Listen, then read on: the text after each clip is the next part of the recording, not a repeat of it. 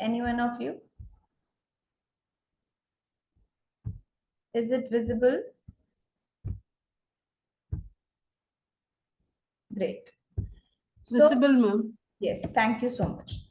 So, phonemic awareness and phonemic awareness skills. So, the word phonics is involving all this as a web basically. So when we are talking about phonemic awareness, we shall be talking about few skills, and definitely we shall be mingling up those skills in that particular program, that is phonemic awareness program.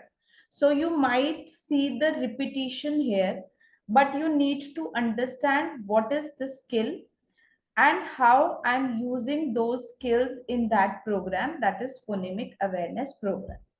I hope it is clear to everyone. Phonemic awareness program and phonemic awareness skill, we shall be using those skills in the program, and we need to understand the minute difference between the two. So let's see what is there in it. So the skills are very much essential for developing strong literacy skills. So if we are all foundation year teachers, then in that case, we need to have a strong phonemic awareness skill so that we can make our, classroom enrich with, a strong literacy skills so that we can make our children learn more and in a better systematic manner.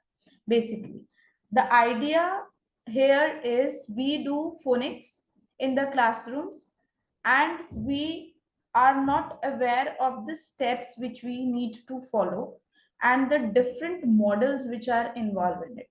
We are just following the phonics videos. Simply what we basically do and what we see the teachers are doing, what they do is they just play the phonics videos and they just make the children learn the sound, and this is how it is going.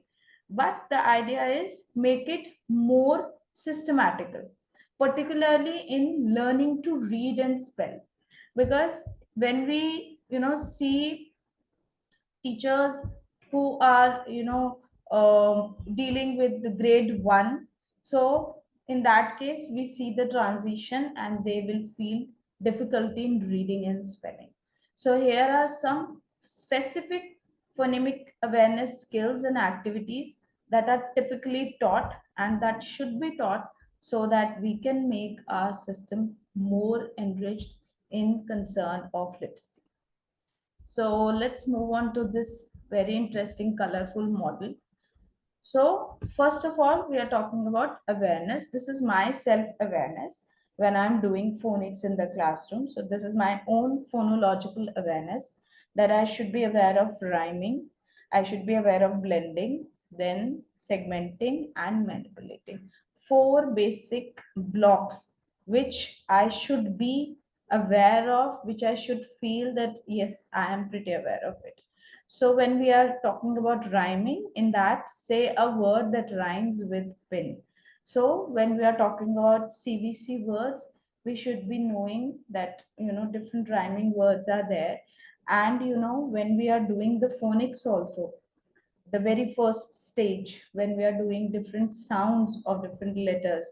So in that case also, we make the children understand the sound and then creating those small CVC words.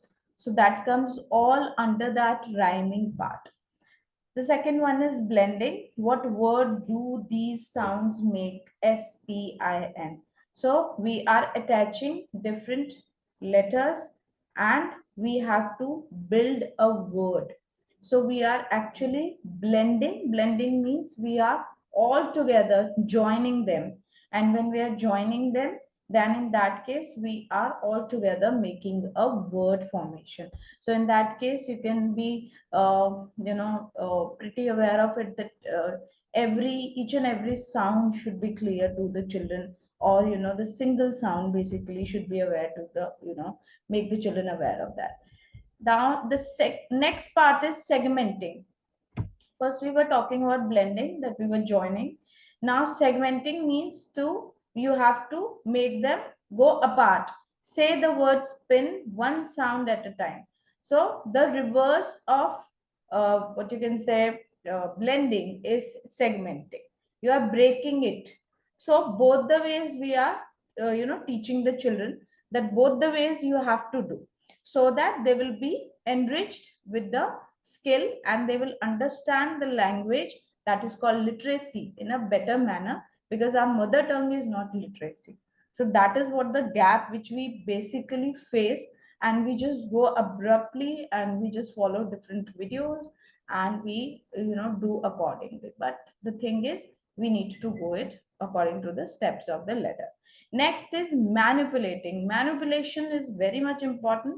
Saying the word win, now change W sound to P sound, and now you are doing manipulation. It means you are doing replacing.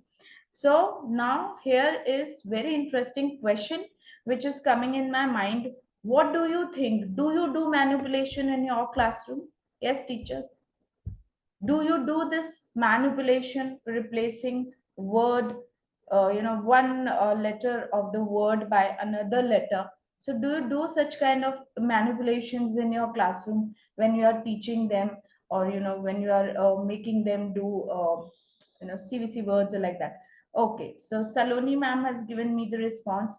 So what is the different kind of a strategy you follow, or any model you follow, or any particular activity you people do? So just share with your friends, what do you feel, how do you do this? If we are talking about manipulation, how do we do it? Always we talk about the way, the lesson plan, isn't it? Lesson plan is very much important. Just not talking about the model, but yes, how we will implement it. So there are n number of different ways by which we can do manipulations in the classroom. That is designing different kind of worksheets or flashcards, or different kind of cards, or like say resources, or you can say fine motor skills also can be implemented into this, and it can be solved.